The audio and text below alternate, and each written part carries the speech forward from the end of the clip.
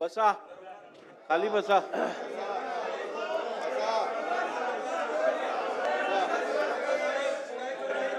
असं आहे, एक मिनिट. खाली बसा, खाली बसा. हो, असं नाही पहिल्यांदा चालत. सभागृहात तुम्ही- असं काम नाही होत. अरे थांबा ना, मी आहे ना, थांबा जरा. अहो, खाली बसा. असं काय करताय तुम्ही? तुम्ही पहिल्यांदा निवडून आलेला आहात, त्यामुळे तुम्हाला या सभागृहाची शिस्तही माहिती नाही, या सभागृहाचा डिकोरमही माहिती नाही. त्यामुळे या सभागृहामध्ये ज्यावेळी खाली या बसा. या सभागृहात ज्यावेळी मुख्यमंत्री किंवा सभागृहाचे नेते बोलतात तेव्हा एक शिस्त असते. आणि मी जर कम्पॅरेटिव्ह सांगायला लागलो ना, मागच्या काळात विदर्भाला काय मिळालं आणि आता काय मिळालं, तोंड दाखवायला जागा राहणार नाही. त्यामुळे प्रत्येक गोष्टीत राजकारण करायचं नाही, लक्षात ठेवा. अध्यक्ष महोदय, आपण जर बघितलं तर सरकारच्या आर्थिक स्थितीच्या संदर्भात देखील अनेक प्रश्न निर्माण करण्यात आले. खरं म्हणजे मी असं म्हणणार नाही की बाबा आपल्या तिजोरीत खूप पैसे आहेत, पण मी एवढं निश्चितपणे सांगू शकतो की देशाच्या मोठ्या राज्यांच्या अर्थव्यवस्थेचा विचार केला तर आजही सर्व निकषांवर पात्र होणारी अर्थव्यवस्था ही महाराष्ट्राची अर्थव्यवस्था आहे. आणि आपण जर बघितलं तर राज्याच्या विकासाकरता कर्ज उभारावंच लागतं. प्रत्येक राज्य ते उभारतो आणि त्यामध्ये रिझर्व्ह बँकेने आणि FRBMने आपल्याला राज्याच्या स्थूल उत्पन्नाच्या 25% कर्ज उभारण्याची परवानगी दिली आहे. 25%च्या वर जर आपण गेलो तर मात्र अर्थव्यवस्था कुठेतरी अडचणीत आली असा त्याचा अर्थ होतो. आपण 2025-26चे जे काही आपले अर्थसंकल्पीय अंदाज आहेत त्याचा आपण विचार केला आणि आतापर्यंत घेतलेल्या कर्जाचा विचार केला तर आपण एकूण स्थूल उत्पन्नाच्या 18.87% एवढंच त्या ठिकाणी कर्ज घेतलेलं आहे. 25%च्या मर्यादेपासून आपण पुष्कळ दूर आहोत. आणि एवढंच नाही तर देशामध्ये केवळ 3 राज्य आहेत की ज्या राज्यांचं हे दायित्व 20%च्या कमी आहेत.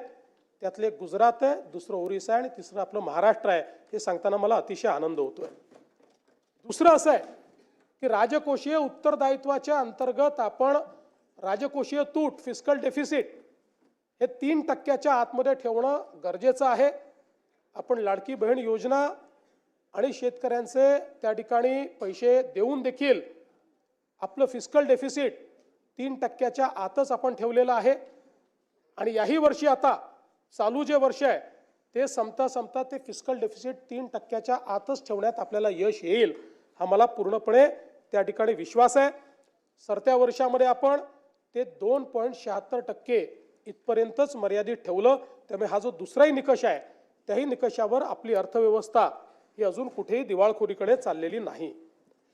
यासोबत आपण जर विचार केला तर महसुली जमेशी व्याजाची जी काही प्रदानाची टक्केवारी आहे ती टक्केवारी आपण जर त्या ठिकाणी बघितली तर आता ती 11.53% दिसते आहे. पण मागच्या वर्षीचे जे ऑडिटेड आपल्याकडे स्टेटमेंट्स आले आहेत त्यात ती 9.38% एवढीच आहे. त्यामुळे याही निकषावर आपण निश्चितपणे कुठेही मागे पडलेलो नाही. आणि हे सगळं करत असताना कदाचित एक आपल्या मनात येऊ शकतं की राज्याने भांडवली गुंतवणूक कमी केली आहे का, तर मला सांगताना यातही आनंद वाटतो. केंद्र सरकारने घालून दिलेल्या निकषापेक्षा जास्त भांडवली गुंतवणूक ही महाराष्ट्राने केलेली आहे. त्यामुळे त्याही बाबतीत कुठलंही कॉम्प्रोमाइज आपण केलेलं नाही.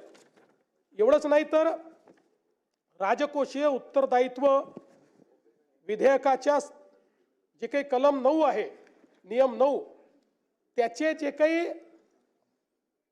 मानकं आहेत या संदर्भात जे आपल्याला बजेट एस्टिमेटचे मंथली सिव्हिल अकाउंट्स तयार करावे लागतात, CAGच्या माध्यमातून जे तपासले जातात, यातही आपण ऋणेतर जमा रक्कमा अर्थसंकल्पीय अंदाजाच्या 40% पेक्षा जास्त अट पूर्ण केली.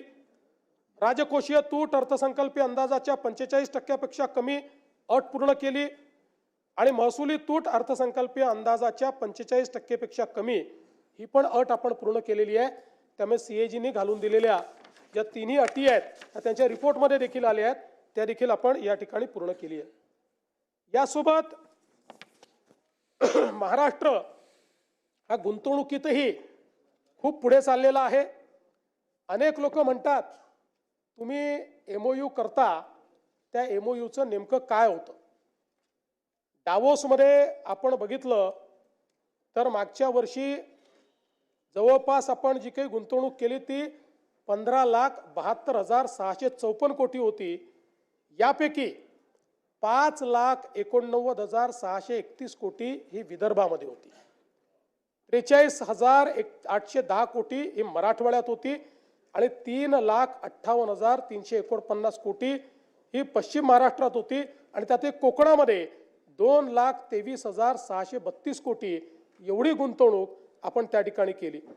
आणि आपण जर 2022 ते 2025 या 4 वर्षाचा विचार केला, या 3 वर्षाचा विचार केला तर म्हणजे शिंदे साहेब जेव्हा मुख्यमंत्री झाले तेव्हापासून तर आतापर्यंतचा आपण विचार केला तर डावोसची गुंतवणूक 17,57,801 कोटी रुपयाची आहे. आणि यामध्ये जे सामंजस्य करार झाले त्यातल्या सामंजस्य करारापैकी त्याची एकत्रित जी काही अंमलबजावणी झालेली आहे त्याचं प्रमाण 75% आहे. त्यातल्या पहिल्या 2 वर्षाचं आता 90% पोहोचलं आहे आणि शेवटच्या वर्षाचंही आता त्या दिशेने चाललेलं आहे. त्यामुळे केवळ एमओयू नाहीत तर ते एमओयू अंमलबजावणीत येत आहेत हे देखील या ठिकाणी मला सांगितलं पाहिजे.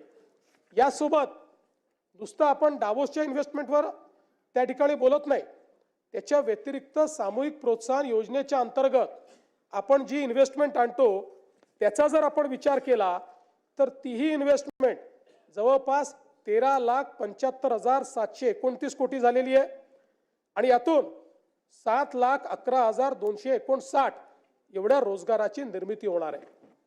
एफडीआयचा आपण विचार केला, थेट परदेशी गुंतवणूक त्यातही महाराष्ट्र नंबर 1 आहे. आपण बघितलं असेल तर 24-25 मध्ये विक्रमी 1,64,775 कोटी रुपयाची परदेशी गुंतवणूक आपल्याकडे आली. आपल्या नंतरचे 3 राज्य हे एकत्रित केले तरीही आपली परदेशी गुंतवणूक जास्त आहे. ही महाराष्ट्राची स्ट्रेंथ आहे. आता 25-26 मध्येही आपण अजूनपर्यंत वर्ष संपायचं आहे, 2 क्वार्टर झाले आहेत, आपण पहिल्या क्रमांकावरच आहोत. आतापर्यंत 91,337 कोटी एवढी परकीय थेट गुंतवणूक ही महाराष्ट्रामध्ये आलेली आहे. देशामध्ये आपण 1 नंबरवर आहोत. देशाच्या एकूण गुंतवणुकीच्या 31% गुंतवणूक एकट्या महाराष्ट्रामध्ये या ठिकाणी आलेली आहे हे सांगताना मला आनंद वाटतो.